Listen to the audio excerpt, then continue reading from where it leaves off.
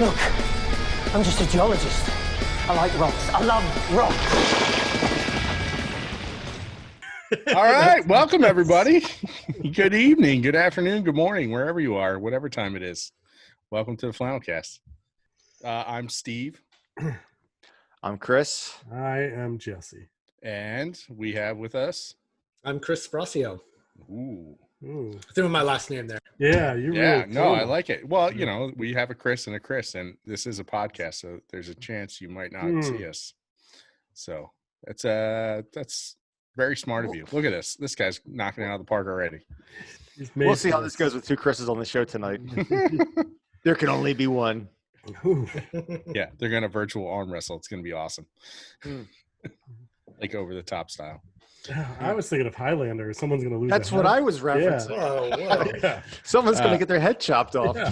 So, I did not sign up for this. That's how podcasts work. That's where the power is come to ride. full disclosure, I've never seen Highlander. Well. Oh. Wow. I mean, full disclosure, I've only ever seen the movie. I've never seen the TV show. I didn't even know there was a TV show. Oh, yeah. So I went through a dark period. I've seen the show. Is it good? I know that there can only be one. Well, if you like watching a man walk around shirtless, And who doesn't? Yeah, exactly. That's downloading it right now. Well, I guess it depends on which man. I don't think anybody would pay to see me walk around shirtless. Yeah. well, I I thought don't know, that's why I'm on. There's a lot of weirdos out there. Well, maybe. I don't know. Speaking of old TV shows, I saw the rebooting, or not rebooting, but they're making like on HBO Perry Mason, but it's when he's young, set in like the 30s or the 20s. It looks gritty and awesome. Interesting. So, yeah, not really having to do with geology or Highlander, but Well, all right. So do we have the music? Oh, I got something. I forgot to. Man, I'm gonna get Ted back on this. I really want to battle the bands between you and Ted. You'll see that what I came up with and what Ted had are very similar. It's eerie how similar they were. I don't know if that says something about me. It absolutely does. It absolutely does. Yeah. Hillbilly music is what whenever you hear me talk, that's what you're in the back of your head.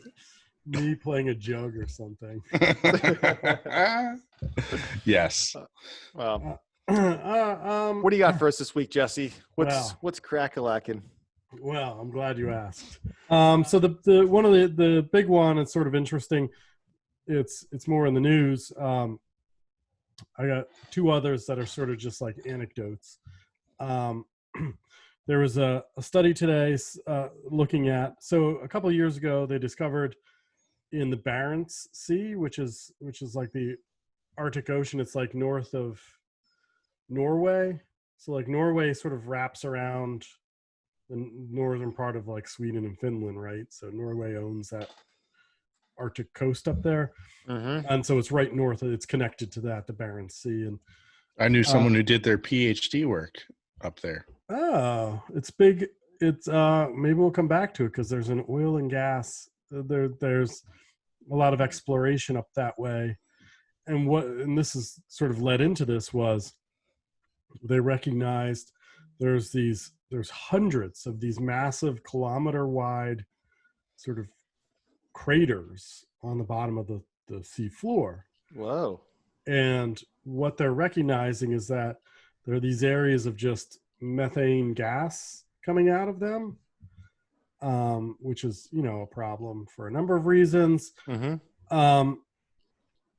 These methane, there's some craters, so there's some mounds, and they're trying to, actually the craters, so they saw some mounds and they thought the mounds were probably where the methane's building up before it releases up to the surface, and then it collapses inward.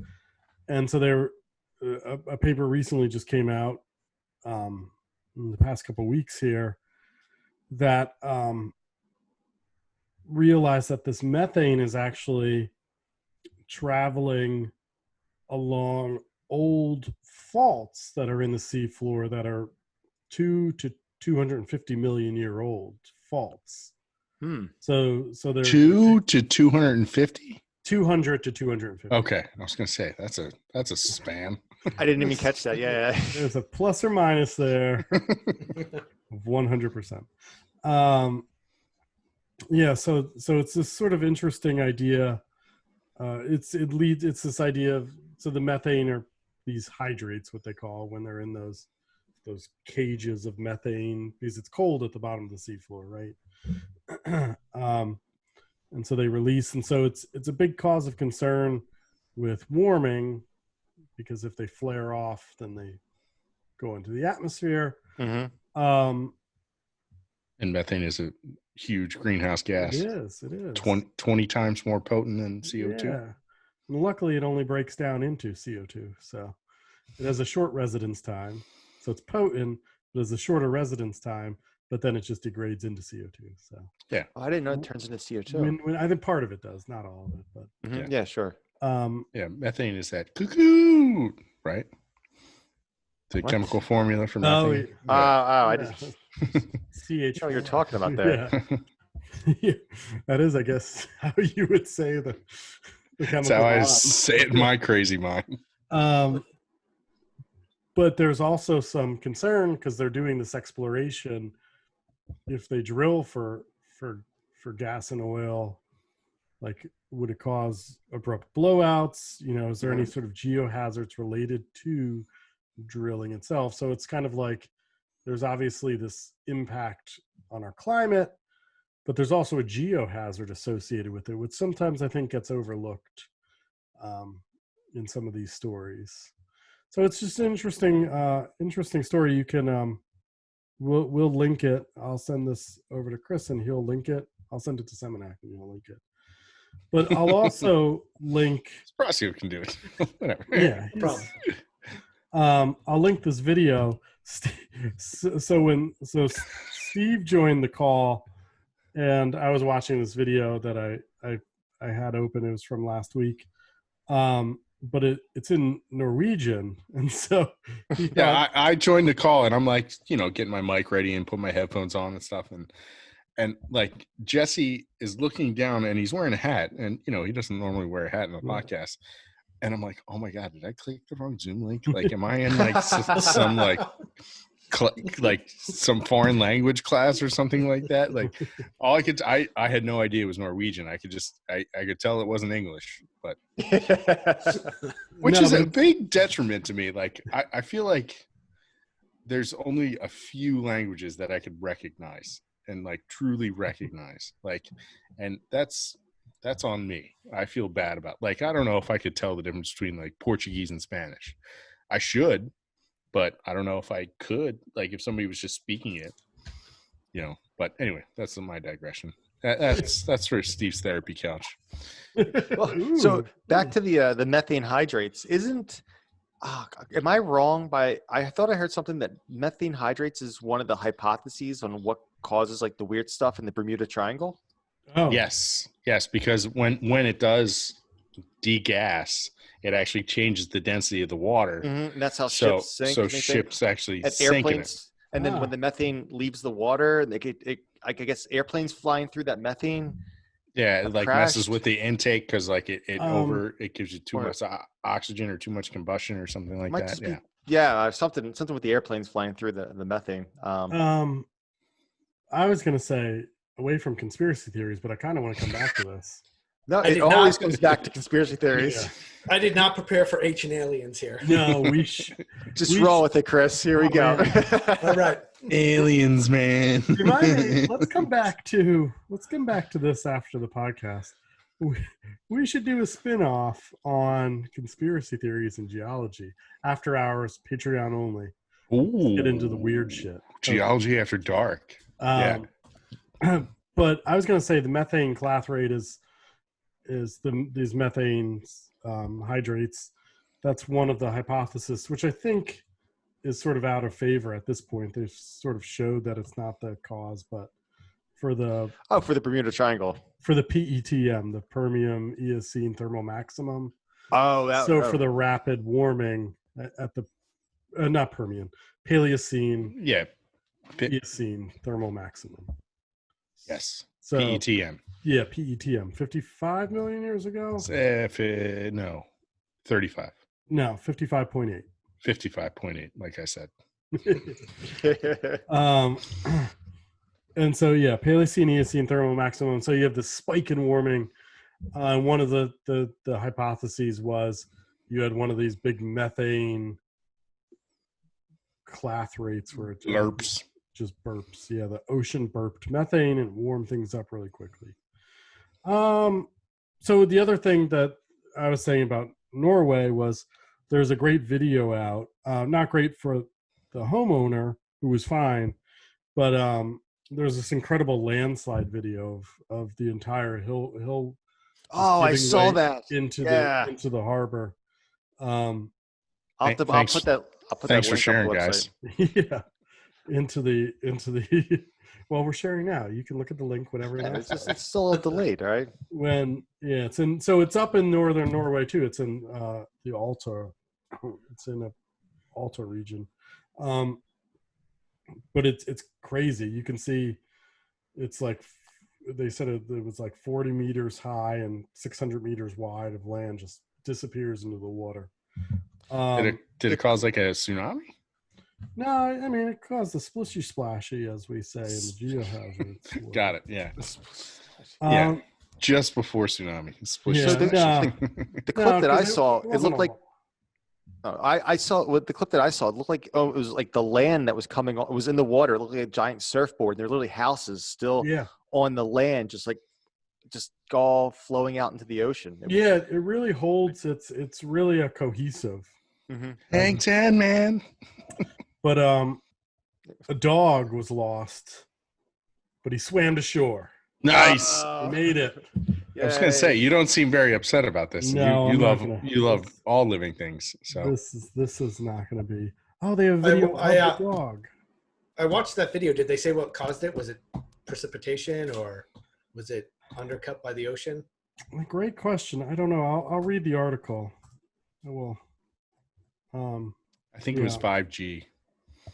5G. Oh wait, that's for a conspiracy theory podcast. Exactly. Sorry, conspiracy theory. So that those are interesting. It wasn't FM radio because I want to say Norway banned FM radio. Did they? I think they did. I think they did like years ago. Oh boy, here we go. You got 6 people looking this up right now. But they, from what I totally recollect, they used that bandwidth for other things like emergency response and because they switched over to. They figured everyone was switching to digital. Yeah, so they switched over to HD radio way before everybody else did.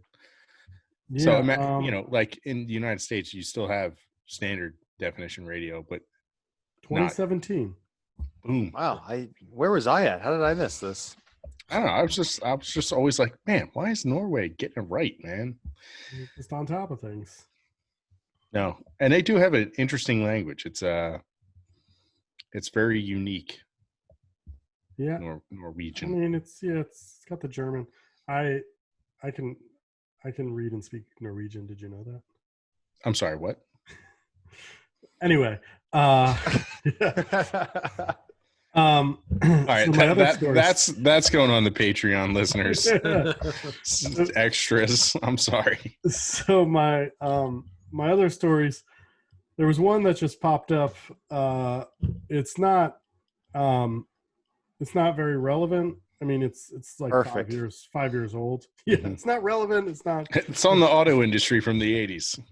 So, let me talk about drivetrain. What do you know about Lee Iacocca?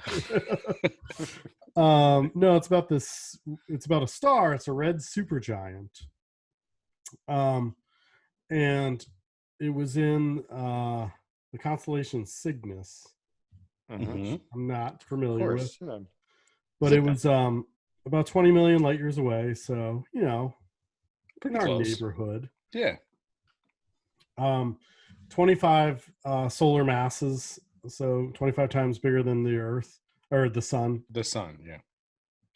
And when people were watching it in 2009, its luminosity increased to about 1 million times the sun. But by 2015, it just disappeared from view, optical view. Mm-hmm. Dun, dun, dun. Dyson sphere. What's that? Dyson spheres. Dyson spheres. You could still see it in the near infrared, but its luminosity was fading and it failed really quickly. And the brightening was thought to be insufficient with supernova, so they called it a failed supernova. Because when a star is about to blow up, it gets really bright, right? And what they think happened, one hypothesis is that the brightness was caused by it was actually collapsing in on itself, and there was a burst of neutrinos, and it was a black hole that was forming, so the star collapsed in on itself. And I think previous to this, they thought only happened after a supernova. So you have a supernova where it sort of collapses in, and you get this big kick of energy before you form your black hole. So it's this failed supernova and black hole formation is one of these reasons. They thought this event reflects the formation of a black hole. So just something I stumbled across on the internet. If you're familiar, it's a system of wires and tubes where you can get information. Well, mostly vacuum tubes. Yeah. I think we did a podcast on that. On vacuum we definitely, tubes. we definitely digress with the post office or something, right? Oh my gosh. Can we please talk about pneumatic tubes? Yes. Oh, we did. Oh, jeez. When our subscribers just plummet. Yeah. Did you guys hear? I got a story. Did you guys hear that there's an article that came out talking about how the Yellowstone hotspot might be waning? I did see that. That might be, it might be cooling off and like, ain't so hot no more, are you? Yeah, we'll see. We'll see. Well, we should. Can I just mention? Go ahead. Fed by a plume, which I misidentified last week or the week before.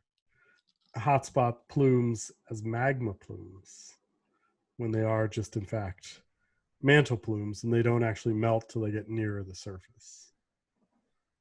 One of our listeners sent us an email. So it's just a tube of hot rocks. I am amending myself here. Doesn't melt until it actually gets close to the surface when you get the decompression melting. I not often admit fault or admit. You're not often wrong, buddy. That's why. It's tough. It is. It's tough. We here at the Geology Flannelcast strive for really perfection, and every once in a while there's a slight little hiccup in our accuracy. But every hour in my everyday life, I'm issuing corrections. So I'd just like to thank Hafsa for sending me that email about that little correction there. But there's a few others. We'll get to them later. There's a few other corrections when they're appropriate, when I'm feeling ready to admit fault. Yeah. Baby steps.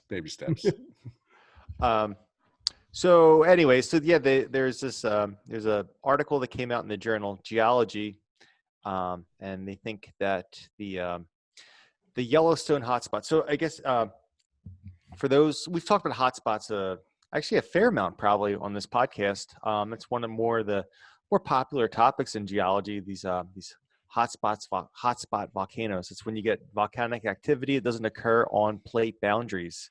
Like it occurs in the middle of a continent or something like that. Like Hawaii, for example, you get these volcanoes forming in the middle of the Pacific Ocean, and it's not on the edge of a crustal plate like you would see like a lot of other volcanoes are, like the Cascade Mountains, for example. So Yellowstone is like that. It's a hotspot volcano. So you're getting these mantle plumes that are coming up and is piercing through the North American continent. So new article saying that they think that hotspot, basically that superheated rock coming up from the mantle, might be kind of calming down a little bit and waning. You'd be surprised as a geologist how many times I get asked, like, so is Yellowstone going to kill us all? Like, I'm not saying it's every week, but it happens multiple times a year that people ask me about Yellowstone. And I'm like, no, you're good. Like, first of all, like there's so many other factors that go into it, and we would know, and this and that. And I was like, but it goes off every 600,000 years. And we still got about 50,000 years until it's due. So, Like the confidence. yeah. If I'm wrong, we're all dead anyway. We'll issue a correction before we get. No, but I guess if Yellowstone, so theoretically, we're all east of the Mississippi here, all up and down the East Coast, essentially from Connecticut down to Georgia. If Yellowstone were to erupt, we would not instantly die. No, we would die a slow starvation death. Yes. I mean, yeah. Sign me up. This sounds great. Have you ever seen the movie 2012? Yes. Amazing. Classic. It's got everything you want. Are you looking for it on your shelf? I am. Well, the scene I'm thinking of is right before. So, spoiler: Yellowstone erupts, and then every disaster that can happen. As 27 different movies just fell off my shelf, but there it is. Every disaster, which works in our natural disasters class because it covers them all.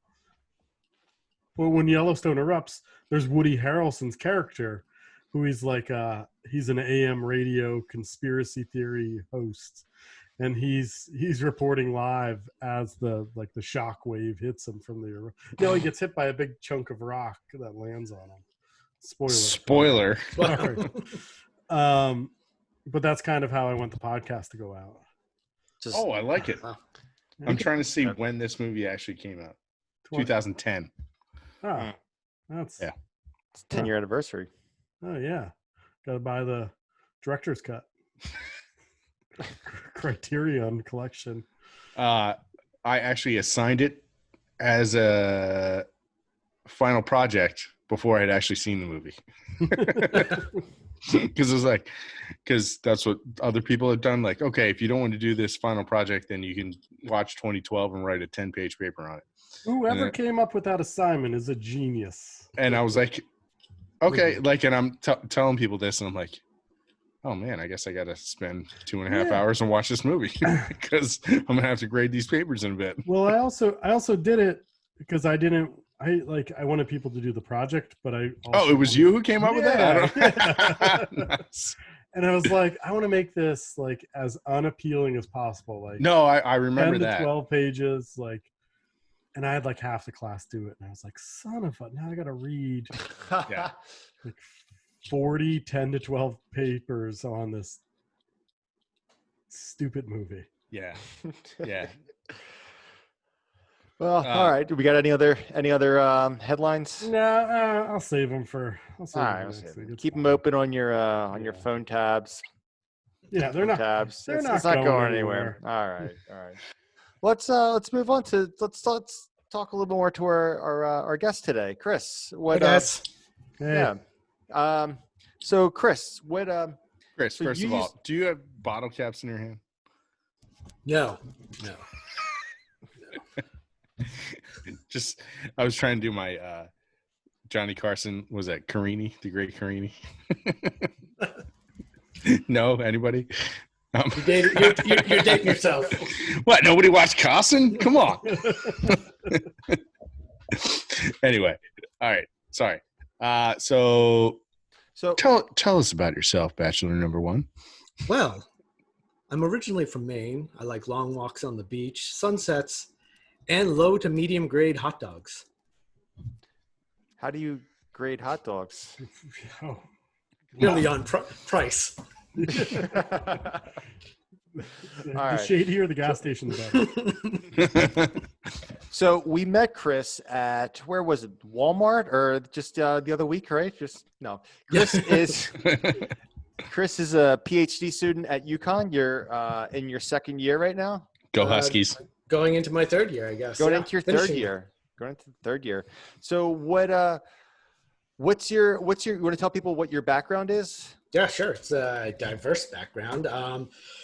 I would say I'm not someone who, growing up, was interested in rocks or minerals or even dinosaurs. Okay, let's end the podcast here. Yeah, I know. But what got me into geology was being outdoors. I love to hike. And so that kind of transitioned. I got my undergrad degree at the University of Maine in Farmington. And after that, I went into oil and gas for almost 10 years, which I think we're going to discuss a little bit later. 10 years? Yeah. How was it working for the man? Highs and lows. It's a job. Okay, so right out of undergrad, you go right into oil and gas. No, not right after. About 2 years after. Okay, that, I worked for DeLorme Mapping while I was in college and after college. So after DeLorme Mapping, then I went into oil and gas. All right, okay, carry on. Sorry. Carry on. So after that, then short story, I decided to go back because I wanted to teach at the university. So I decided to go to Temple, where I met most of you folks. But when I left, I was at living in Colorado at the time, and I had been out of school so long. I was like, oh man, I gotta learn something before I get to Temple. So I downloaded a bunch of podcasts. And just so you know, there's only 2 podcasts out there. One I forget the name of, and the other was the Flannelcast. And I had no clue that it was you guys doing the Flannelcast. Are you serious? I'm serious. Driving from Colorado to Philadelphia, I listened to some of your early podcasts. So did you first? Who of the three of? Oh, I guess it obviously wasn't me that you first met. Did you meet Jesse or Steve first? I met Jesse first. Jesse Thornburg? Like No, it didn't. It didn't even click in my head. Just because you're a new experience. I'm just back at school, overwhelmed with everything. But yeah. Afterwards, I was like, oh yeah. How about that? It is the premier geology podcast.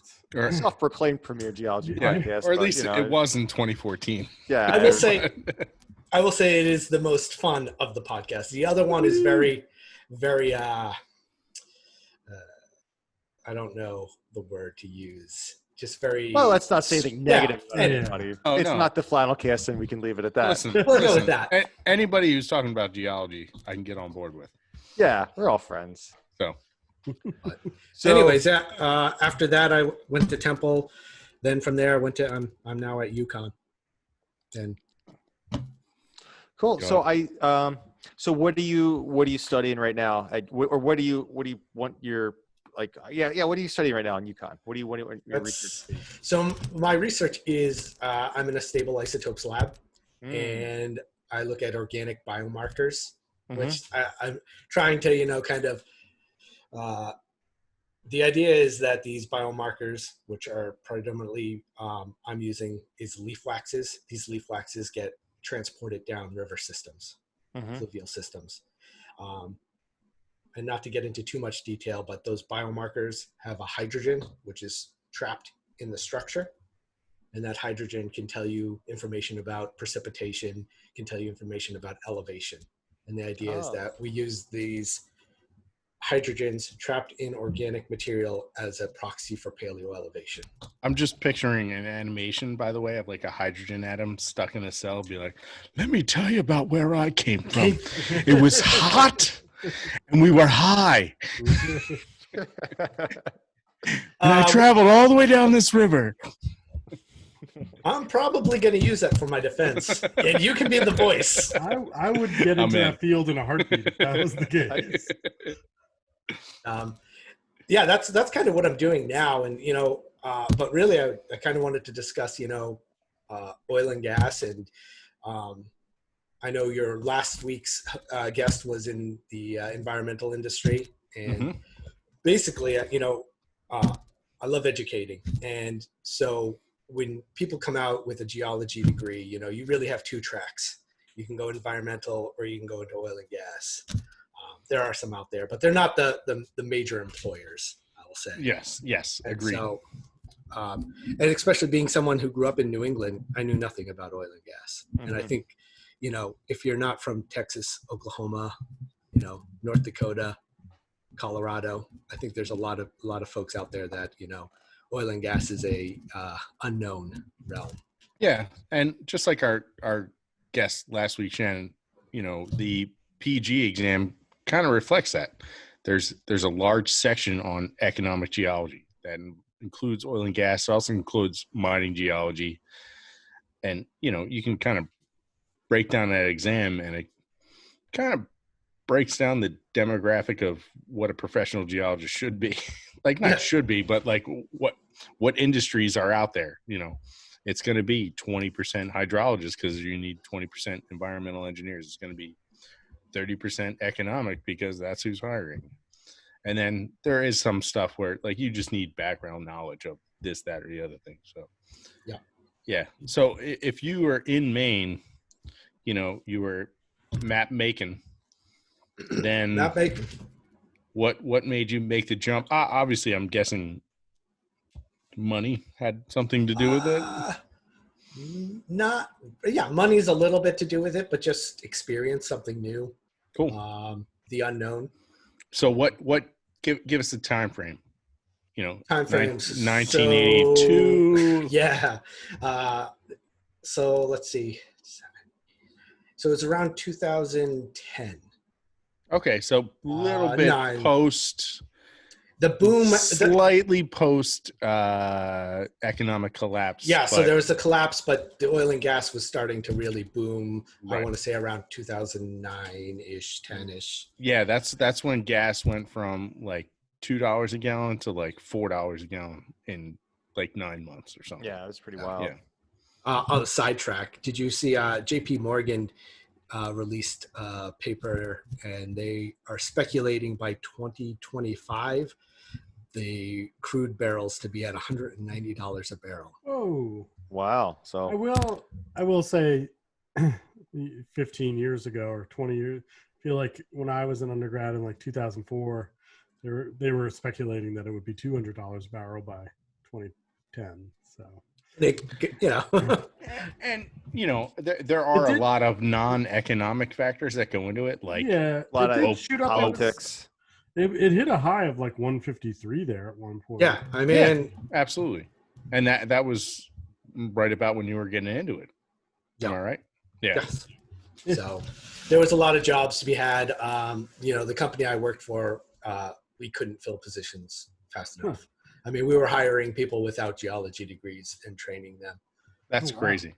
Yeah, it's funny. I was just having a conversation with my father-in-law recently, and he's a very interesting man. He has a law degree from Villanova,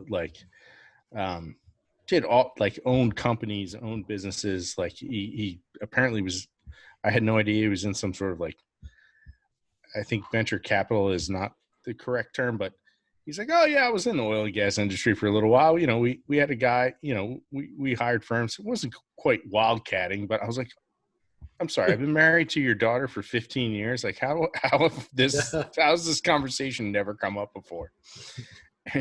And he was like, yeah, it was back when I guess sometime in the 80s, oil prices spiked and everybody was out there looking for it too. So yeah, I think that was like the late 80s, 87, 88, something like that. Yeah, something like that, yeah. But Pennsylvania has had a long history with oil and gas, so. The longest, right? Where did we find it here? Titusville, Pennsylvania. Yes. Edwin Drake. Home of the Rockets. Go Rockets. My boy, Edwin Drake. Yeah. I don't know why he's my boy. It's so growing up as a kid, I would drive from Philadelphia to Erie, Pennsylvania every summer. And every year we drive through Titusville. And Titusville, you drive through it and you're like, oh my God, this was a really affluent town 80 or 100 years ago. What's it like? I've never been. What's it like now? But no, it's just really old, cool, Victorian buildings and the architecture, everything was like a time capsule from 1890 frozen. But since then it's nothing. There was a subway and then everything else was closed. So yeah. It's much better now, but it was interesting to see how much money passed through that. It's kind of like going through coal country is the same way. coal towns, you can see like in the 1800s they were printing money. And yeah, it's. I mean, I think about this often because I grew up in a coal town. I grew up in an old coal baron's house that my parents got, relatively cheap for considering the house. because it was haunted. Jesse's a ghost. So many ghosts. Save that for the after hours. Start writing down all these conspiracy That's gonna be for a theories. no. It's gonna no. The paranormal is not conspiracy theories. All right, that's It's a whole Oh nother man, podcast. we we should do a whole show on Tommy knockers. so. Chris, where when you worked in oil and gas, what did you do? What were your Yeah. responsibilities? So I first started off as a mud logger, I was gonna say, Okay. walk us through the beginning. Yeah. and So what is- I use that term, with hesitance. Pure derogatory. Well, in the 90s, a traditional mud logger was kind of a rig hand that they pulled off the rig to, characterize the cuttings that were coming up. Mhm. But in the 90s, there And was a just movement. real quick, cuttings are when you're drilling down, you're drilling and you're pumping all this fluid down, and the fluid actually brings back all the little broken up bits and pieces of rock in this fluid. So the fluid is like, thick like mud. So when they're drilling down, this fluid is pushing all those little bits of rock up. So like Chris was saying, in the 90s, it was some drill hand's job to just look at those cuttings of those little chunks of rock that they were breaking up to see what it was. Sorry, carry on. No, I'm now picturing you as a talking rock. See, if Anyway. we had a significant Patreons, we could hire animators to like, yeah, How did that go Anyways. again? yeah, it's all going to be like calypso carousel music. Yeah, Beautiful. There really was a push in the 90s to kind of professionalize the mud logger. Mhm. And that's when they started hiring, basically geologists, entry-level geology majors, and putting them in this position as a mud logger. I think they tried to really change the name to well site geologist. It's really 50-50 depending on what companies want to call you. But anyways, I digress. I started off as a mud logger with this company, and I did that for about a year, and then we were bought out by another company. And at that time, I had previous management experience, so I went into a role of a supervisor in the Pennsylvania region, kind of overseeing mud logging and geosteering, and then did that for about 2 years. And what then is geosteering? geosteering? So geosteering is as with the tool, the drill head of the drill bit going down hole. There's various tools that are attached to that, and one of them is you can look at gamma, and so you get this gamma signal, and basically the geosteer interprets both what the mudlogger sees in the cuttings and what the gamma signal from the lithology of what they're drilling through, and their job is to keep the rig following the drill plan that was created by the geologist in the office or the geologist on site. Is Yeah, that and kind of clear? yeah, and the office could be Germany or Texas or Anywhere. yeah. And I'll just mention real quick that gamma, so certain rocks give off natural radiation. And so like, especially like potassium comes off clays. You got that right? So like shales will peak a little bit with natural radiation, where sandstones don't have that natural radiation. So a gamma logger is measuring the natural radiation coming off these rocks. Exactly. Yeah, it's not like, uranium or anything. It's just naturally occurring Exactly. gamma radiation. And not to oversimplify too, they're also looking at the RPM of the drill bit and, various other, parameters that kind of give you a clue of where you are in the formation. And you relate that back to the drilling plan or prognosis. So you would say they're steering the drill bit. They're geologically steering. So, Through they, the they, geology. But Exactly. what the real important question is, who gets to shout out Eureka when you hit oil? oh, Yeah. I mean, any of the greenhorns, any of the new employees, Nice. just get out there and yell Eureka. Sure way to make friends on the rig. So where were you working these drill rigs at? So let's see, 3 years in Pennsylvania, and then, or 4 years, 3 years, something like that. This is long ago now. And then the majority of it was, I was the Rockies division manager. So I oversaw operations in Colorado, New Mexico, Nevada, North There's a Dakota. New Mexico? A little different than the old Mexico. Just saying. That was a shout out from the season 1 of The Simpsons. Wait, there's a New Mexico? Sorry. I just watched season 30 of it. They still have it, by the way. Still got it. They still got it. Utah. So basically, the Rockies region is where I spent the majority of my time. But that was in a management role. So I did a variety of things. From we lost our corporate recruiter for about 6 months, so I got to do interviews. And then about 2 years into that position, we decided to revamp our training. And so me and another employee kind of rewrote and developed a new training system for all of our employees. Holy cow, that's awesome. Wow. So with recruitment, if people are listening to this thinking, hey, how am I going to get a job? Like what were I don't know, red flags or green flags? Like what was well, this guy's an idiot, or this girl's an idiot, I'm not going to hire her. Or, Yeah. This girl is fantastic, this guy's fantastic. Like they seem like they know their stuff. So we'll start with the red flags.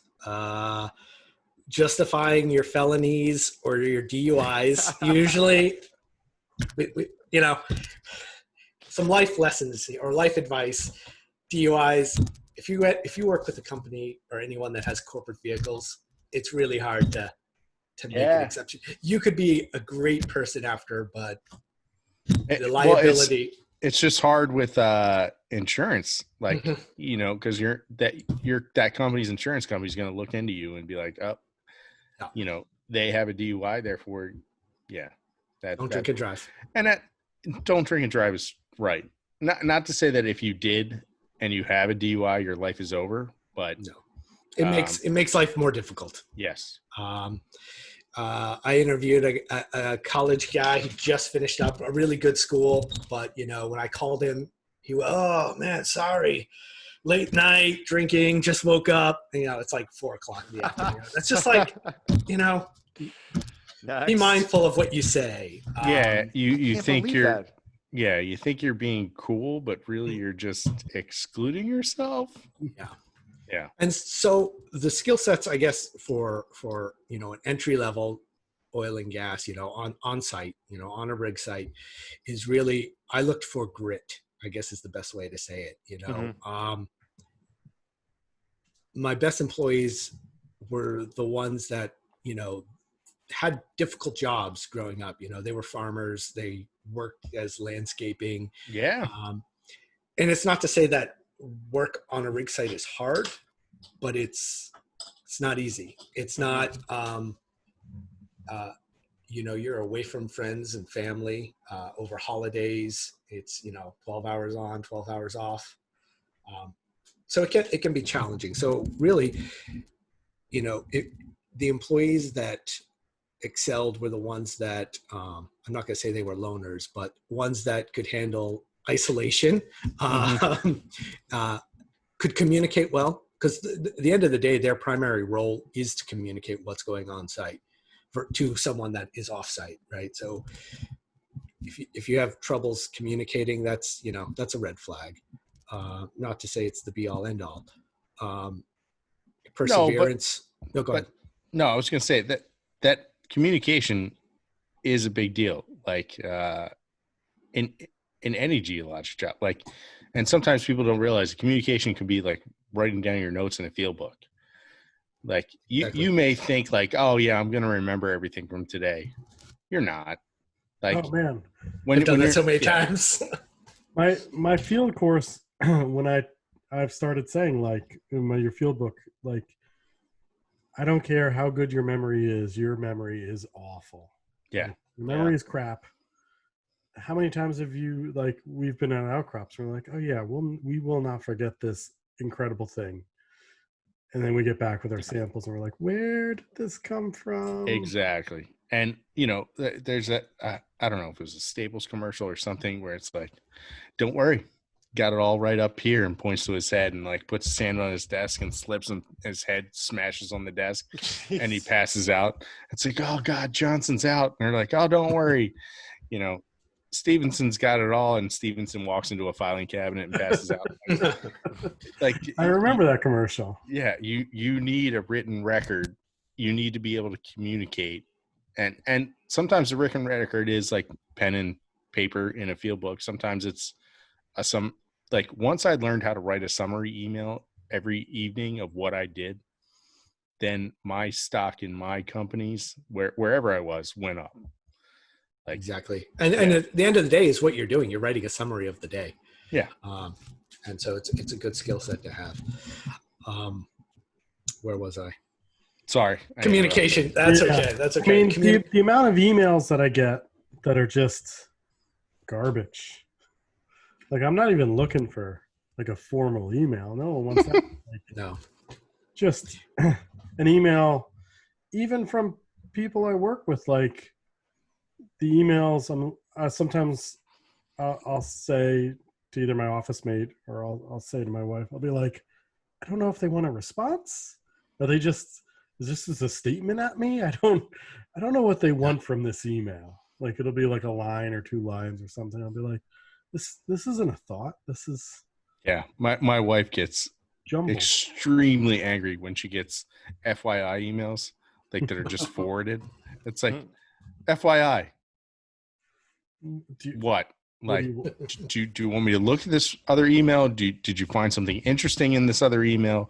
Is this other email important to what we're doing together? Like, what? Other than for my information, why did you want me to look at this email? My ultimate pet peeve is gentle reminders. I don't get any of those. Gentle reminder, like something's coming up or deadline. I'm like, don't sort of passive aggressive. Just either say I haven't done it yet. Just I'd rather you be straightforward and be like, God, all right, Jesse, we have a podcast tonight. Jeez. yeah, Gentle reminder. Steve, every Sunday night, gentle reminder. So, Chris, Yeah, sorry to side rail. Yeah. no. Communications. Communications. And to just to note, you know, most well site geologists are hired by a third person company. So, you know, you're working for the Shells and the BPs, but your primary employer is a different company. Yeah. And these are the positions that would be available for someone with just an undergraduate degree. You know, most of the actual operators, I'd say, I'm going to throw out a random number, but it's high. It's like 80% require a master's degree. And that being said, though, the experience you get from working on a well site, and then if you got a master's degree and then went work for a company, is so much more valuable than someone who just got a master's degree and then went to work for, an operator. Absolutely. Yeah. And so it's difficult because I think a lot of people don't want to do the well site part of the job. It's challenging, it's difficult, but the experience you get, really will put you above other applicants. Yeah. I often wonder, like, I got my degree late in life. I had 2 kids already. And I often wonder, like, what would I have done if I actually graduated when I was like 21 or 22? Like, I'm pretty sure I would have loved mud logging, but then again, I don't know. Like, because I've worked 12 hours. I worked 16-hour days for weeks on end. So the work part doesn't bother me. It's the being away from everyone part that like I think bothers me now, but I'm not sure if it would have bothered me if I didn't have a family. Yeah, that's. Jesse's living that right now. One time out since March. It's a global pandemic. I'm just doing my bit here. I haven't seen my family since March. I've just been in my basement. They've been upstairs. They're literally 10 feet away from him, but he doesn't see them. They wave through the glass door every evening. But I personally enjoyed it. I really did. I think, as you said, Steve, it's the folks that have a hard time being away from friends and family. They're the ones that really struggle. And it's challenging because a lot of them come right out of college, right? So they have Thanksgiving with their family. They have Christmas. And that first time where you're like, oh, I got to work over Thanksgiving. You're like, yeah, that's, drilling operations 24 hours a day, 7 days a week. Yep. So I'm pretty much dead inside. So, just a crusty old man at this point. Exactly. So, well, Chris, with the just the schedule for the when you're on these drill rigs, is it like one of these things where you're like on every day for 2 weeks at a time, or? So a lot of the times you kind of you follow the schedule of the rig. It depends on what formation they're drilling, right? Some of these, like the Niobrara, are really fast wells versus the Marcellus. Just different lithologies you're drilling through, different depths. So like in the Niobrara, they're probably about 2 week wells, and then you'd probably have 5 days off and then maybe do another 2 weeks on a pad, right? So they don't drill. Back in the day, it'd just be like one well, right? Now with horizontal drilling, you can do 5-6 wells in a single pad, or a single, the size of a Walmart parking lot or something like that. And so then when the rig moves to a different pad, that could take 3 weeks, and you would typically be down for those, 3 weeks. You'd be off. When I first started, as I said, we couldn't get enough employees, and I think my first hitch, I worked close to 60 days straight. Wow. I mean, the paycheck was really great. And excuse me. Wow. It's also, you are physically on site, and that's kind of mentally demanding, but the actual workload is really not. It's not strenuous. I mean, just from growing up in similar areas of Pennsylvania, it's a tough place to spend 60 days in a row. There's not much going on. So I was with a company. I shouldn't say. I don't know. I won't say it. Don't say that. Yeah.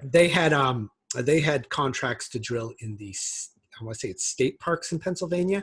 They're the only company. So I was in the Tioga. Is that state park or Tioga Game Land or the Game Land? Yeah. I don't know what goes on there in Pennsylvania. So it was actually the state forest. State forest. So they had the contract for the state forest, and so there was mountain biking trails, running trails. I mean, it really wasn't that bad. No, it's beautiful up there. It's like Tioga County's nice. Yeah. I mean, if it was North Dakota, maybe I'd have a different. Yeah. At least you have the mountains and the woods. Yeah. So. So were you doing much traveling with this stuff? I know, like you said, you were managing the whole, basically everything in the Rockies. Were you working out there when you were doing? No, when I was out in the Rockies, it was purely as a management role. But I would, just as my management style, I would like to, I'd go to visit every rig that I could, at least every 2 weeks. So just make sure our employees were doing well. And, it's definitely can be a lonely job. So, I want to make sure my employees were doing well. And, during Thanksgiving, I would bring them, Thanksgiving dinner or Christmas, bring them a present. What'd you bring, like turkey Lunchables? I don't know. Yeah. Yes. I will say though, most of the time the food on the rig sites is really good. You know, there are people that are barbecuing. There was one rig when I was actually mud logging for Christmas, they had like lobsters and Creole. Nice. Yeah, I worked with some drillers who swore they were going to write a drilling cookbook, and it was just going to be like how to barbecue on a drill rig. Like, Yeah, I've worked with drillers who would pull up to the site and pop the hood right away every time they got to the site. I'm like, oh God, like, what sort of drilling company? But the guy would pull up to the site every day and then put his lunch on the motor. And then by the time lunch came, his lunch was warm and hot, and I'm like, that guy's brilliant. Like, he has a hot lunch every day. So I'm not sure if you're familiar with like the drill sites like in Colorado and now the Rockies region, but basically you had a double wide essentially. So you had laundry, you had a stove, microwave, basically a porch. People would bring their big barbecue grills and things like that. So direct TV, watch all the football games. But I know Jesse and I have talked about this, in hindsight, the job of a driller is a pretty good profession. Yeah, there's a lot to be said about being a driller.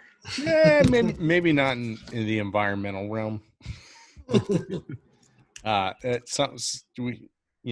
worked with some drillers, and don't get me wrong, when I'm the geologist on site, I'm helping them out. Like, I'm splitting the spoons, I'm cleaning the spoon, like things like that. Like it just makes the job go faster for everybody, and it also makes your day go faster. And honestly, the drillers appreciate it. Like, they see that you're working hard too.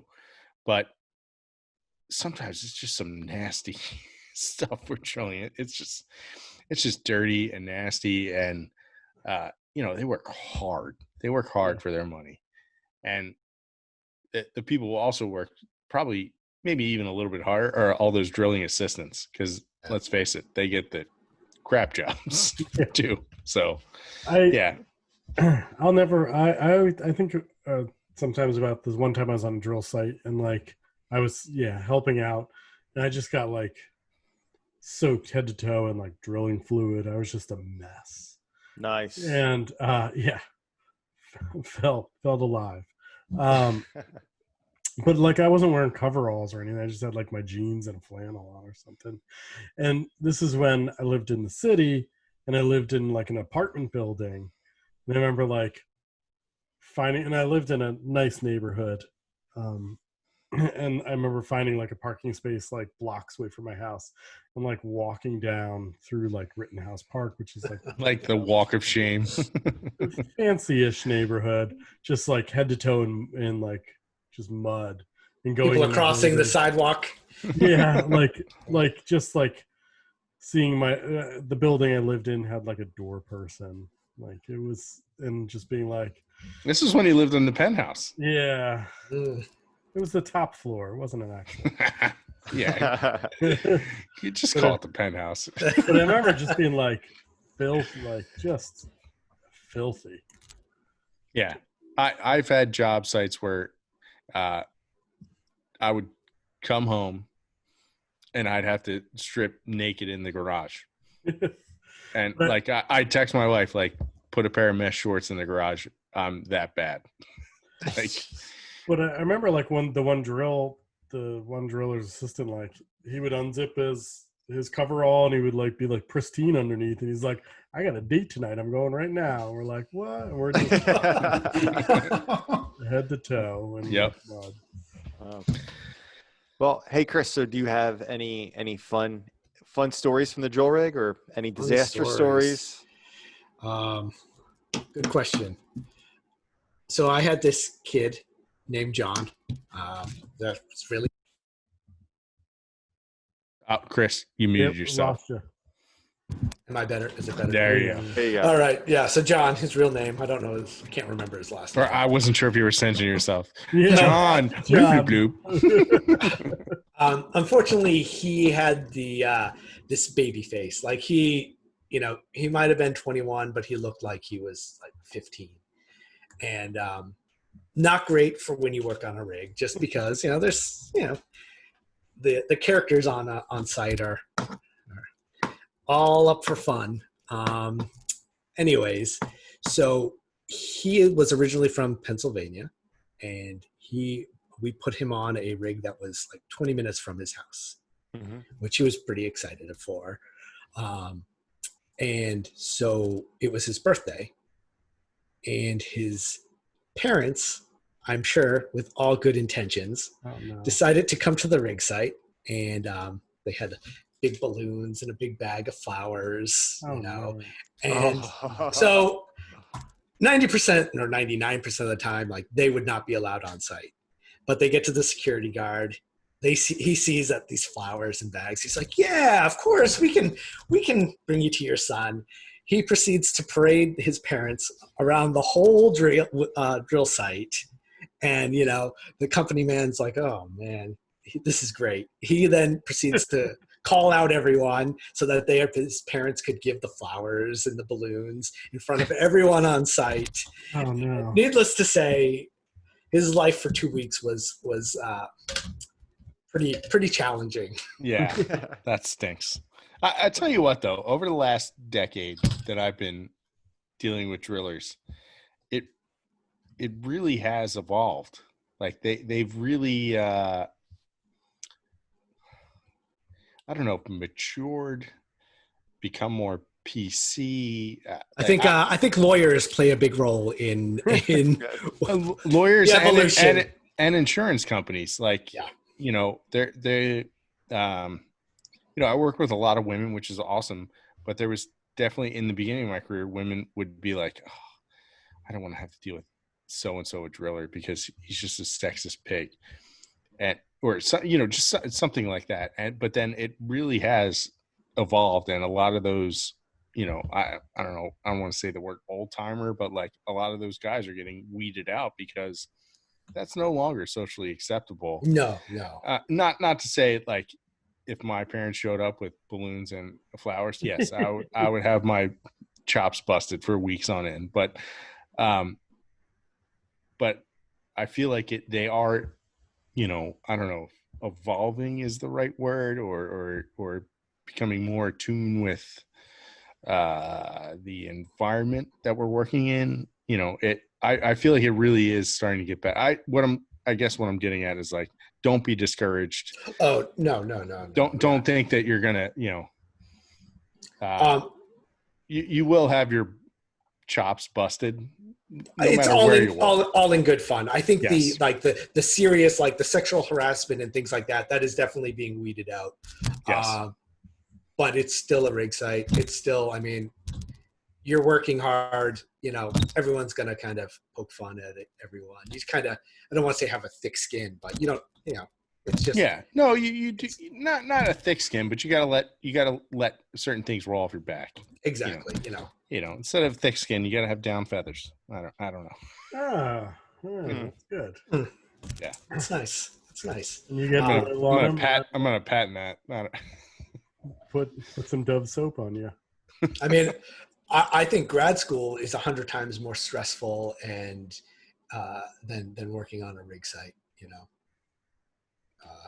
Grad school is probably the worst thing you can do to your body, Yeah, exactly. Smoking 2 packs of cigarettes a day, I've been in some stressful drill sites, but yeah, I agree. The stress of grad school is, and again, I'm just a master's student here, but yeah, I have been on some stressful drill sites, but and some of that also has to do with who.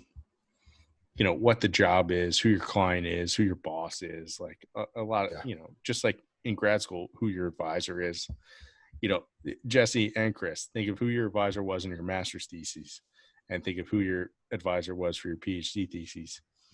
And, not to say that one's better than the other, but, I'm guessing one was more stressful than the other. Am I correct? Yes. I have no comment on that. Must be muted. Yeah. Sorry. Yeah, I did kind of call you both out on that, but your silence speaks volumes. Everything was great. It was just unicorns and roses every day.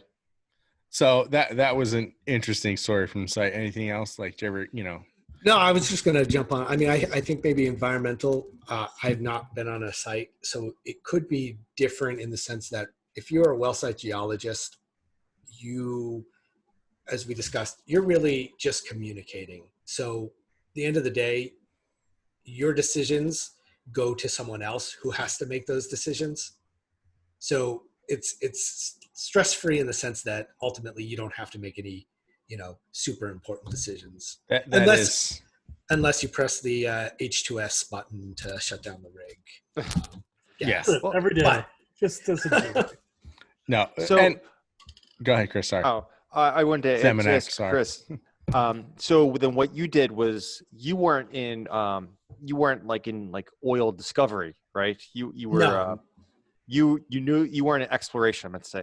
Exactly. So you knew exactly, that oil was in X formation or whatever, and So no, let me correct that. Or third parties are typically hired by the operators just for mostly cost effectiveness. Those third parties, so you're providing whether it's geosteering, mud logging, or you can even do on-site geochemistry. They get put onto any type of well that they are doing. So we did exploration wells in Nevada. So those wells, basically, due to all the volcanics, the geophysical data was barely readable. So they're drilling blind. The mudlogger or well site geologist, basically just provides the information that they see on site to the operations geologist, who then makes decisions. So as long as you can communicate and you can just, describe what you're seeing on site, This is sandstone. This is shale. Exactly. Sometimes it gets tricky. Mudstone, sandstone. I would from my limited experience, it's all been, I've only ever been on drill rigs for cores for environmental.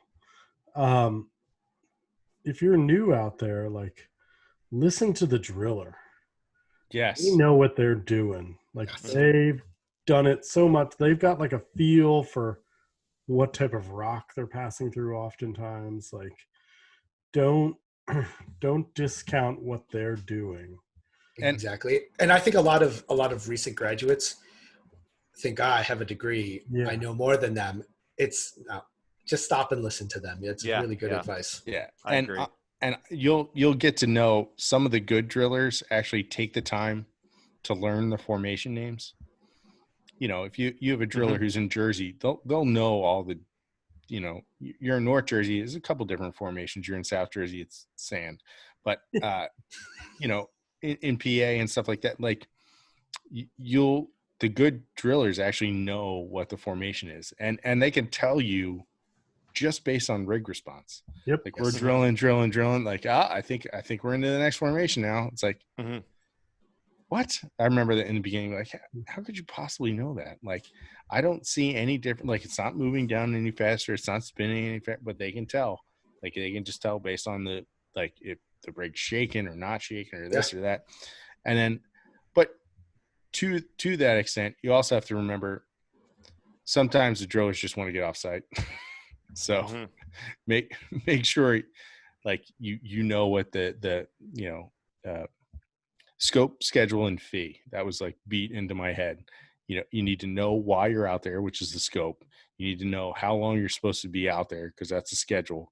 And then based on those two things, you have the fee, like how much budget you have to do it.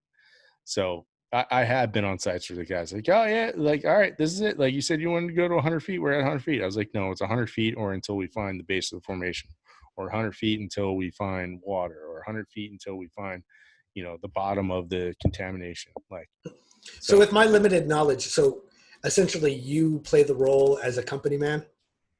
Yeah. Okay.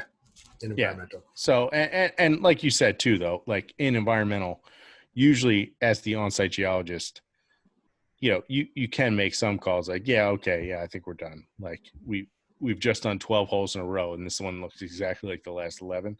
But sometimes it's like, you're like, oh, the driller wants to leave, but I don't think we should. So I'm going to call my boss and make him tell him not to leave, like kind of thing. So, chances are if you're on the site, like if it's not some sort of big fancy litigation, something or other, if you're on site, you're just the grunt on site, and, you're not making the big calls yet. So that's someone else's job who gets paid more. Yeah. But yeah, it's really, really interesting stuff. But like Jesse said, you're absolutely right, man. Trust the drillers. They've been doing this forever. Yeah. Especially with a lot of the, deeper oil wells and things like that, right? There's a lag from where the bit is to the cuttings coming up, right? Yeah.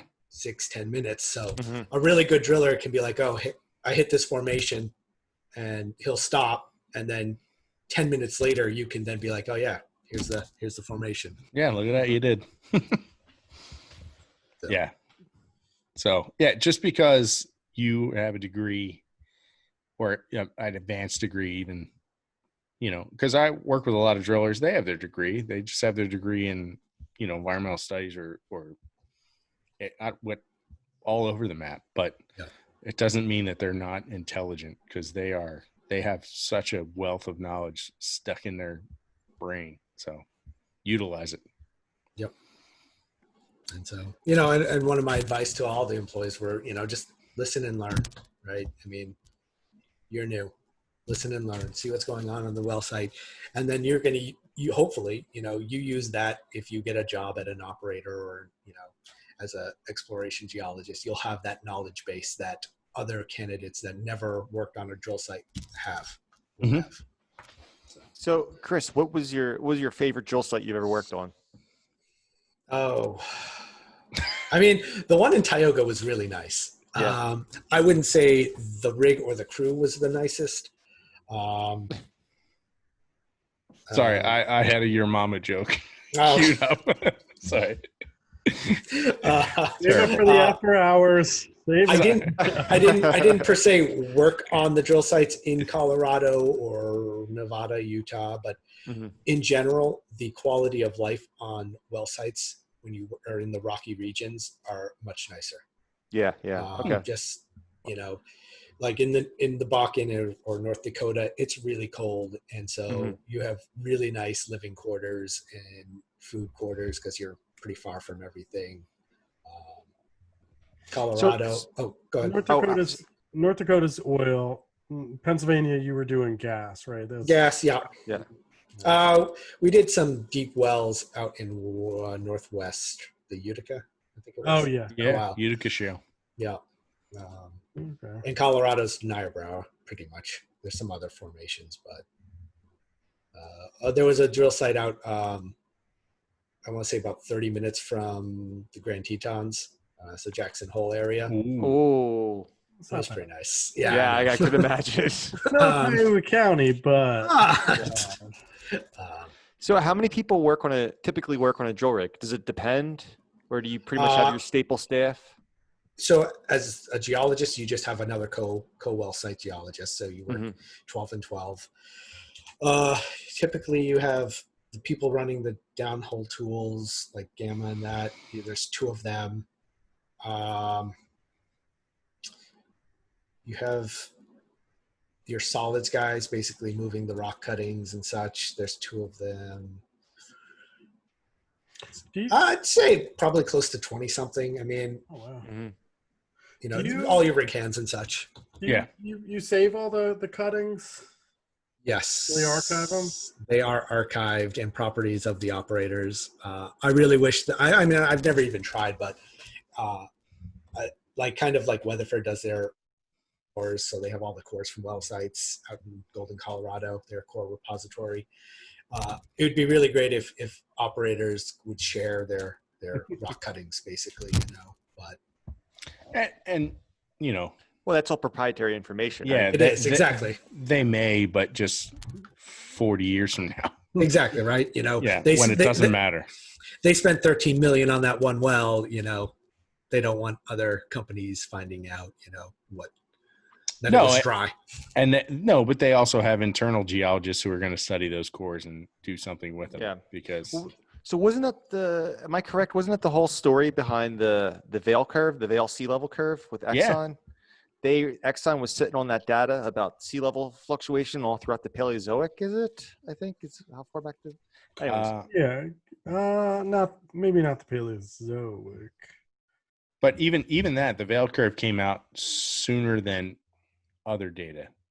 Like I forget what the normal lag time was, like 40 years, but the Vail curve came out after like 20 years. I'm sure hopefully there's a listener out there queuing up an email right now telling me how I'm wrong, but Oh yeah, it was Paleozoic. I was wrong. Yeah. Okay. but from what I understand, the Vail curve actually, Exxon actually was pretty magnanimous about it. It was like, yeah, this could be valuable to a lot of people for a lot of things. So Yeah, because I mean, a lot of I tell my students that story about the Exxon Vail curve, and so for the listeners, in case you don't know what that means. wait a second, you tell your students about us, but you don't know about it? Wait, the what? No. I didn't know how far back it went. Oh, I got you. Okay, But got it. I knew that it's the sea level fluctuation curve. Well, that's what I was going to say for the people that are out there. Sorry, I screwed up your story. Yeah, thanks a lot. For the people out there, if you don't know, I already said it. The Vail curve is this essentially the people at Exxon, or there's a geologist named, his last name was Vail, and he's credited First name Curve. First name Curve Vail curve. Peter. Anyways, they came. I'll be up- sending you an email for correction on that. Yes, Yeah. this is going to be just. Anyways, Steve's loving this right now. So they released all this sea level change data of how sea levels, going. That's how they figured out these transgressions and regressions, sea level rise. Sea Hey, level it's like the fall. father of sequence stratigraphy. Yeah. So 1977. Yeah, that's right. So that came out from the from Exxon, the oil companies. But so these oil companies, I was always told that the oil companies are light years ahead of academic geologists. These guys, because it's billion-dollar industry, and they have just so much funding that academics don't have. So they get a lot of fun toys that they get to play with too, and Interesting story. The Vail curve was dropped, and then 2 days later, Star Wars came out. So really got buried in the lead. Sure. It's probably why I didn't hear about it. Exactly.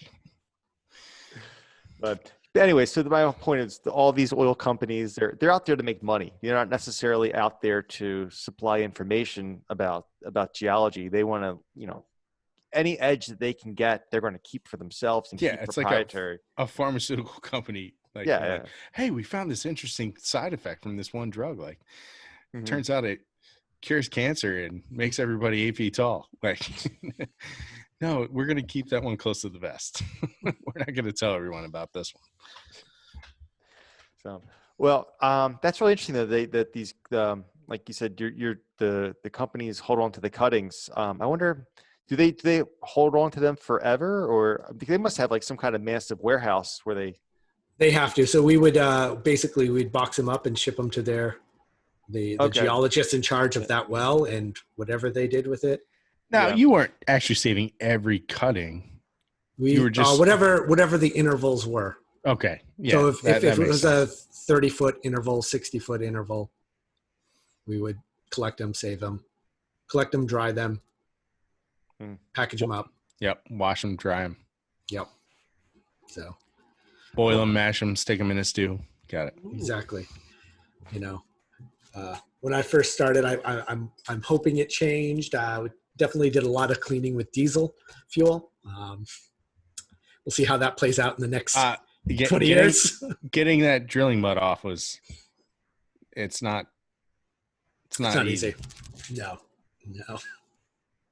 So luckily most of the big heavy mud drilling that I've done have been in environmentally sensitive areas, so the drilling mud was like fairly benign, so you could legit rinse it with water, and that was good enough. You didn't have to So, wash it with gasoline. so like Steve, for the listeners out there, if they don't know what drilling mud means, what does that So mean? yes. So, well, Chris can probably talk about it better than I can. So when you're drilling, imagine you have like this big, just blender at the end of your drill bit, and it's just chewing up all the rocks, and it's chewing them into little tiny gravel sized pieces. And then, okay, now what? How do you get those gravel sized pieces out of your way and up and out onto the ground? So you'd actually pump in mud, like this slurry of just water and like mud. It's just mud, but it's got a high density to it. So it's the high density mud actually will carry the gravel pieces all the way from the bottom of the hole all the way up to the top to kind of make room for you to cut more and pump more out and cut more and pump more out and cut more and pump more out. So that's where the term drilling mud comes from, because at first it was mud, but it's a lot of like It's oil based now a lot. Yeah. So, and the oil base too helps lubricate, helps, keep the bit cool, like all kinds of, there's billions of dollars a year that go into research for different types of muds and how it can be more efficient and how it can make the bit last longer. Because those bits, like even on an small environmental rig, like a bit that's say like 8-inch bit, it's like $12,000, and it may last you a few cores, and that's it. And then you got to replace it, or you have to replace the tips, or you have to replace, they're all like diamond coated and yada, yada, yada. So, the mud actually is just the mechanism for bringing the rock cuttings, the stuff that you're chewing up to the surface. Sometimes if it's shallow, you can actually use air. I've done air rotary drilling where you use really compressed air, and Is it the same thing as air sparging? Very similar. So Okay. basically you're drilling, but it's almost like a hammer drill. Like it's this spring loaded mechanism. And, if you're listening to the podcast, check us out on YouTube because I'm using hand motions. It's a spring loaded mechanism. So that it's almost like a jackhammer firing, like bum, bum, bum, bum, bum, bum, bum, bum. But it's the air that's actually firing, and it's a spring loaded mechanism. But the air is actually so powerful that it's blowing all those rock bits up the hole. So as you can imagine, that's only going to work so far. At some point, your air pressure is just not going to be enough to drive the rock bits up the hole anymore. And then that's when you switch to mud. So air rotary is good for, certain depth holes in certain types of geology. Mud rotary, sonic, there's all this kind of drilling. We can do a whole podcasting on drilling methods, but yeah. Well, so Chris, when you were working on these job sites and you're looking, so say you had to go down to whatever formation, did you have like explicit directions, like you should be hitting it down at like 2,000 feet or something like that? Or are you looking at the seismic data, or is that already, Yeah, I assume the seismic's already done for you guys and they're just like, go here. It's here, somewhere down here at around this interval. So for the most part, that's correct. I would say that the geologist that works for the operator or the main company that's drilling this well, they will create that drill plan. And they're using a variety of data that they've collected, most likely seismic. They're probably correlating it with other wells in the other areas, correlating the stratigraphy. There were companies where you, as the mudlugger or well site geologist, would create the drill plan yourself. It really just depends. I would say 90% though, it's created for you. That being said, they're not all correct. If you were in a new area, you would get, say, formation XYZ is going to be at, 4,000 feet plus minus 1,000 feet. There are some areas that just really were not well mapped before, and you didn't have good seismic. So one of the I guess the attributes that is good for someone who's starting off in this type of field is being flexible. Things will go wrong. Everything will go wrong at once at some point. Things are unknown. Geology, there's a lot of gray. And so That's the beauty of geology. exactly. So if you're that type A, very organized type of person that needs to know everything, it could be challenging. Mhm. And sometimes you just didn't even really have a real drill plan. It was just when I first got there, I guess a side story, one of he was my boss at the time, but had mudlogged before. And his first well was out in like West Virginia somewhere in the Marcellus, but it was in a region. It was a wildcat well, meaning they just picked an area basically on their best guess, best knowledge, and decided to drill there. Little did they know that the Marcellus actually pinched out and it wasn't there. And so this guy, he was like, "Oh man, we're not seeing it." The company man on site was like, "Hey, should we just keep drilling?" And he's like, "I got to get a hold of the geologist."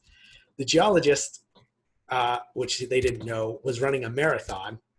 And so they ended up drilling like 8,000 extra feet and never ran into the formation they were looking for. Wow. Well, Goes to show you, never run a marathon. That's exactly what I was trying to say in that roundabout story. That was my so take. what did the geologist say when he was like, when he found out they went 8,000 feet too far? He's It's like a mile and a half. That's like, Oh, how about that? Yeah. I'm pretty sure he put all blame on the company man and the geologist on site. oh, I'm sure. Yeah. yeah. Like, why would you do that? That doesn't make sense. Yeah, why would you run 26 and a half miles? Yeah. I don't, Yeah. That would be my rebuttal. 26.2, excuse me. I don't want an email about that. But, well, very cool, man. Yeah. Sounds like you've had interesting life experiences, run the gamut of geology. Thanks, Steve. That sounds so sincere. No, I'm serious. I'm serious. Like, No, I know you are. It was definitely an interesting perspective I got to receive from working in oil and gas. Just because growing up in New England, right? It's a bad. No one wants to work for oil and gas. You're ruining the environment. Blah blah blah. Yeah. That's probably a whole nother story. But unfortunately, most of our lives depend on oil and gas, or it's dependent upon the products that it's made and everything like that. Exactly. Like, the plastic on these computers and exactly. And, I didn't drive anywhere today, but. And I will definitely say that, I was surprised on how environmentally concerned these companies were, the drill sites. I mean, not all rigs were, perfect, but, a lot of them put down containment, so that there's no spillage or anything like that. I mean, it's pretty low impact. You're left with a wellhead. It's definitely a good perspective to have. We've come a long way from where we've been. I think so. Definitely. Very cool. There's the whole politics of fracking and things like that, but that's after hours. Yeah, and also though, Chris, like you went from mudlogger to management.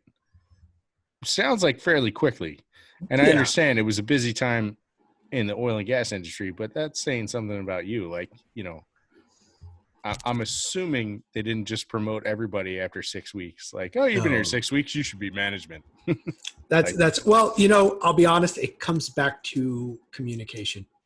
And I don't want to, kind of alienate folks in the science community, but one of the biggest downfalls is a lot of the people that get interested in science are kind of have a difficult time communicating, and or they don't really like people or things like that. No, we've had topics like this, conversations like this before about like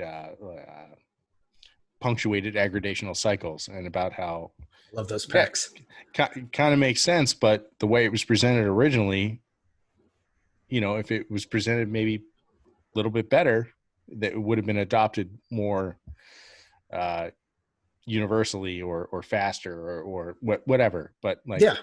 there I was think a lot- that the story, like with the DNA sequencing, I could be completely wrong, but there was someone that came out with it before, but it wasn't well written, wasn't received well, and then Oh. whoever made it famous, yeah. for Crick and Watson and Crick. Watson and Crick. Yeah. I think they came out after, but it was just presented better. Yeah. Watson and Crick. Dr. Meyer did some XRD diffraction on some DNA sequences and was able to, with XRD, I think he was able to see like the twists in XRD, which is I'm not surprised, but you could tell me Myers was second man on the moon. Like, oh, Yep. really? And he didn't even have a helmet on. Just out there holding his breath. So yeah, very cool. Well, Chris, seriously, this has been super interesting. Thanks for coming on. We appreciate your time and effort and your fancy shirt. That is a fancy shirt, man. Just Brightens up my day. What, this Brightens whole up my thing? day. Yeah. I really appreciate being on here. And as I said, I listened to you guys before I even know who you guys were. I think what you do is great for the scientific community and for educating the non-science folk. No, we are good for the scientific community because we're teaching them to fact check us. Yeah. And I'm really excited for your guest next week. I can't wait.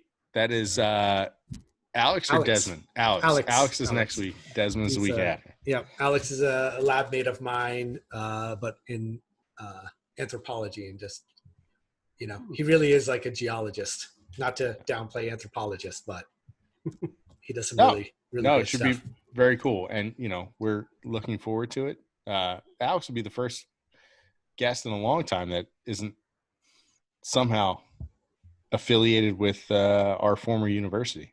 So, or current, Temple. I can say it, Temple. So, shalom. Well, awesome. Well, thanks so much, Chris. We really appreciate Did you just say Arsham? Arsham? Sorry.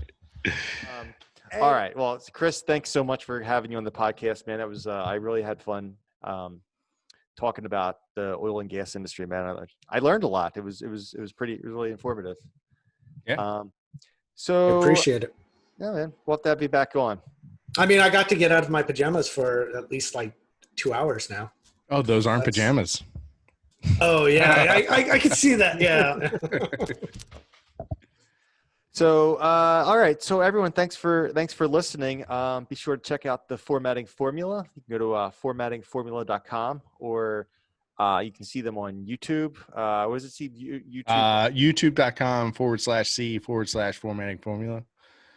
Check them out. And if you want to help out with the podcast, we have a Patreon account. If you'd like to sponsor the podcast, we have some tiers starting as low as $2 a month.